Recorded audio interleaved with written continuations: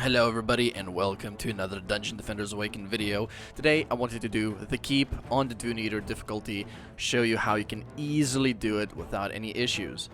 I'm gonna start on the left core this time because I have misplaced my defenses on the middle core and I'm gonna go back on those later. So the left side, I wanted to revisit the Warden strategy because the Warden strategy is still very powerful and very easy to do. Yes, it does require you to get 3 Wardens, however, in my opinion, well worth it because it is, in my opinion, still the best strategy and it is over a year old and still works perfectly. 2 Sludges, 2 Wisps, 2 Blossoms, 3 Overclocks. The overclocks will give them a lot of damage. We have done some math that 2 defenses on a 3D overclock will provide the most DPS, using the reflect beams to protect the cores so that the enemies cannot kill them on accident. Projectiles can do a lot of stuff usually, like one-shot cores. The mages are super annoying. On the right core, I go against Snare Aura and Strength Drain Aura. Now, you will see me use the Strength Drain Aura a lot. It is a very, very powerful aura with the new Exploding Aura rune. So, again, on the right core, I go 2 Sludge Launchers, 2 Wisps, 2 Blossoms. Only the middle center core will be slightly different, as I will not be using any Blossoms and go full on Sludges.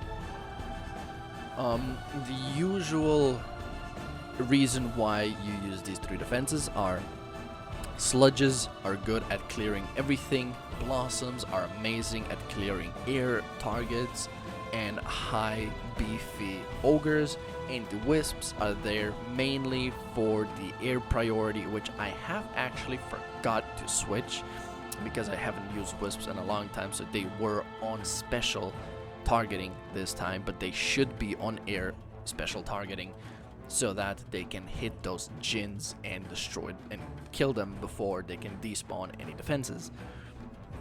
Now, these builds are super straightforward, super easy. I have gone over them before on the old video. Now this is going to be my new and updated version for the build. Now, if you go back and look at the video from a year ago that I have done this exact same build that was discovered by Cheeseburglar, it is the exact same build as it used to be, with slight variations to utilize the overdrive overclock beam. And then you use reflect fields to cover your defenses and auras, and I am left with 1 DU. Now, do not be mistaken, this is not the best all be all defense, as you will see in the top left corner right now. I do use Harpoons as well, and Siren, and I do not use any lightning towers because the Strength Drain Aura is just that damn powerful. You have different builds that you can do. As you can see, my main build is with Wardens. The side build on the top left corner utilizes the Sirens with the Screeching runes to protect your towers and everything. At the end, I was left with some DU, so I slapped on the damage buff from the shrine that I do not have on my what's his name again? So anyways, I wanted to do a side-by-side comparison, Huntress versus Rogue. Who is the best all high DPS? Who will do the most? Now, I actually got, surprised because going side by side, you can clearly see who will be slightly better. Now, my Rogue is geared better than my Huntress currently. So, as you can see, Huntress does more sustained DPS, Rogue does more burst DPS. Now, the Huntress will win by like 1 or 2 seconds, and that's her clear, and that's 1, 2, 3. 3 seconds later, Rogue wins, and I go over my stats. So, who should you use to kill the boss? It doesn't matter. I still prefer Rogue, even though Huntress is slightly faster apparently, but that is down to personal preference.